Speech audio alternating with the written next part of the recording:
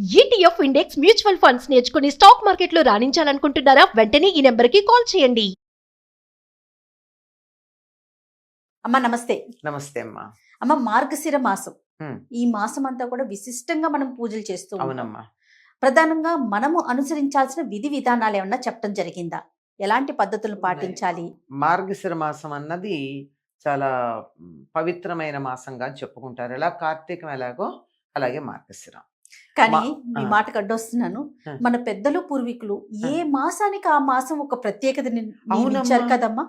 అమ్మ కాలంలో ఆ, ప్రతిదీ కూడా ప్రధానమైనది. కాలమంతా భగవత్ స్వరూపం కదా. అవును కాలమంతా భగవత్ స్వరూపమైనప్పుడు ఇది పనికిరాంది, ఇది పనికొచ్చేది ఎట్లా అవుతుంది? అవును అయితే ఇది ఈ పనికి పనికి వస్తుంది, ఇది ఈ పనికి పనికి వస్తుంది. అంతే. అది అలా ఉదాహరణకి divide చేశారు. పగటిపూట మేలుకోవడానికి పనికి వస్తుంది, రాత్రిపూట నిద్రపోవడానికి పనికి వస్తుంది అన్నట్టు ఆ, కాలంలో కూడా ఋతువులు ఏ ఋతువులో ఏ పని చేయడానికి వీలుంటుందో దాన్ని చెప్పి అది వాతావరణానికి అనుగుణంగా ఉండేటట్టు, ప్రకృతితో మనం అనుసంధానం అయ్యేటట్టు, తద్వారా మన ఆరోగ్యం పొందేటట్టు రకరకాల కార్యక్రమాలు ఏర్పాటు చేశారమ్మా. కదమ్మా. ఎంత శాస్త్రీయమైనటువంటి మానవతా దృక్పథంతో చేశారు. అంటే మన అలవాట్లకి, మన శరీర తత్వానికి, Hmm. మన కల్చర్కి, మన వాతావరణ పరిస్థితులకి అనుగుణంగా శ్రావణంలో పాటించాల్సిన నియమాలు ఒక రకం, వేరే కార్తీకంలో ఇంకొక రకం, Hmm. మాఘంలో ఇంకొక రకం, అట్లా దేనికి దేనికి దానికి అది వేరు. ఎంత గొప్ప గొప్ప అసలు ఋషులు ఋషులు పుణ్యులు. మామూలు వాళ్ళు అవునమ్మా. కాదమ్మా. ఒక రకంగా చెప్పాలంటే గొప్ప సైంటిస్టులు వాళ్ళు. కరెక్ట్ అమ్మా. ఈనాటి సైంటిస్టులకి పరికరాలు అవసరం, ఆ, వాళ్ళకి పరికరాలు అక్కర్లేదు. దూరదృష్టితో చూస్తుంటారు బహుశా. దివ్య దృష్టి, దివ్య దృష్టితో. చూస్తారు కరెక్ట్ వాళ్ళు. అమ్మా, కరెక్ట్. తర్వాత అనుభవం కూడా దానికి తోడవుతుంది. ఆ, అనుభవం కూడా ఉంటుంది కదా. అవును. లేకపోతే ఎన్ని వేల సంవత్సరాల క్రితం వారు చెప్పింది ఇప్పటికే మనం అదే పద్ధతులు, కొత్త ఎన్నన్నా రానియండి గాక, ఆ. కానీ అదే పద్ధతుల్ని మీలాంటి వారి ద్వారా ఒకరి తర్వాత ఒకరు ముందుకు తీసుకెళ్తున్నాం. అంతే, దాన్ని ఆచారం అన్నారు.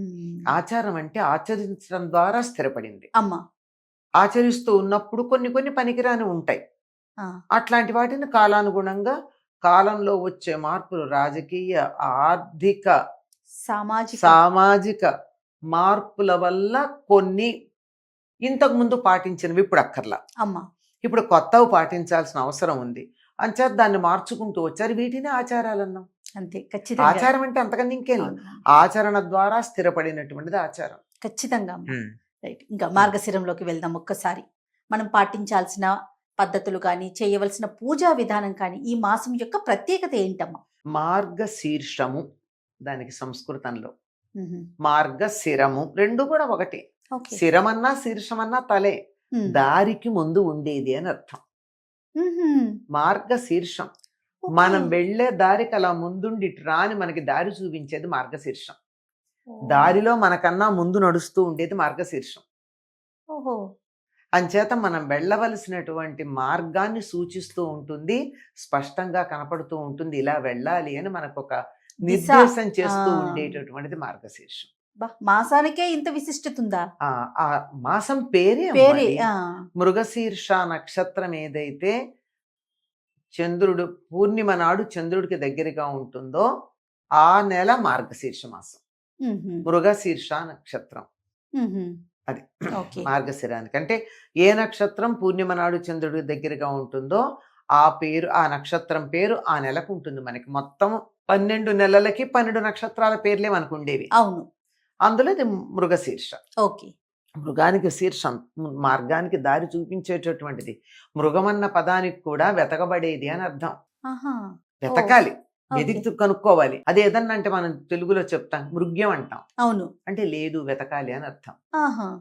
అటువంటి దానికి శీర్షంగా ఉండి ముందుండి నడిపించేది. నడిపించేది.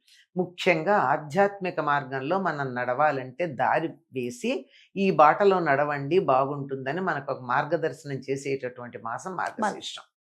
అందుకని ఈ మార్గశీర్ష మాసం అంతా కూడా చాలా పవిత్రంగా భావించుకుంటూ, దీన్ని అప్పుడే కాలస్వరూపుడైనటువంటి విష్ణువు మ్మ్. మేలుకొని ఉన్నాడు, కార్తీక మాసంలో మేలుకున్నాడు అవును.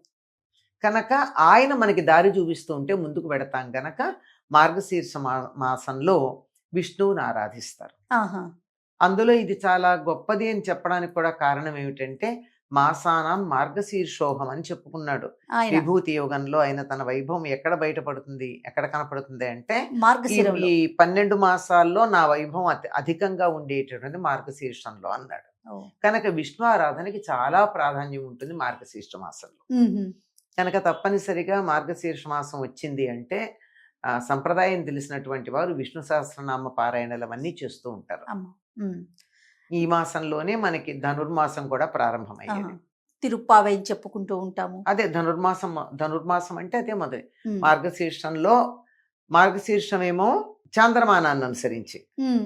ధనుర్మాసమేమో సౌరమానాన్ని అనుసరించి, మ్మ్. మార్గశీర్ష మాసంలో చాంద్రమానాన్ని అనుసరించే మార్గశీర్ష మాసంలో సౌరమానం ప్రకారం ధనుస్సు రాశిలో సూర్యుడు ప్రవేశించగానే వచ్చేటటువంటి ధనుర్మాసం. ఓకే.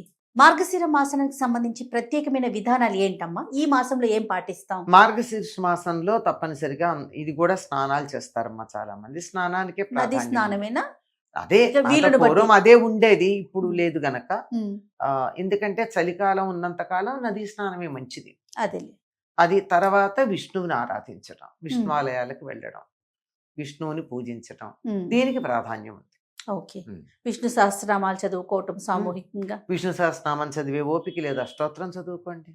మ్మ్. అష్టోత్తరం చదివే ఓపిక కూడా లేదు.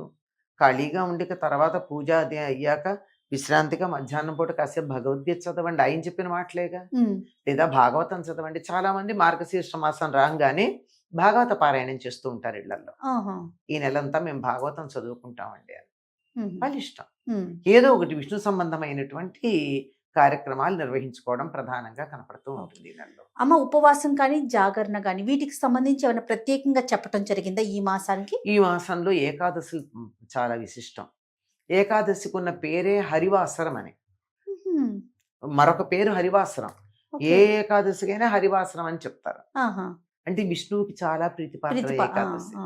ఏకాదశి ఆయనకి సహాయం చేస్తుంది కదా. ఆయన విశ్రాంతి తీసుకుంటూ ఉంటే మొరాసురుని సంహరించే సమయంలో ఆ.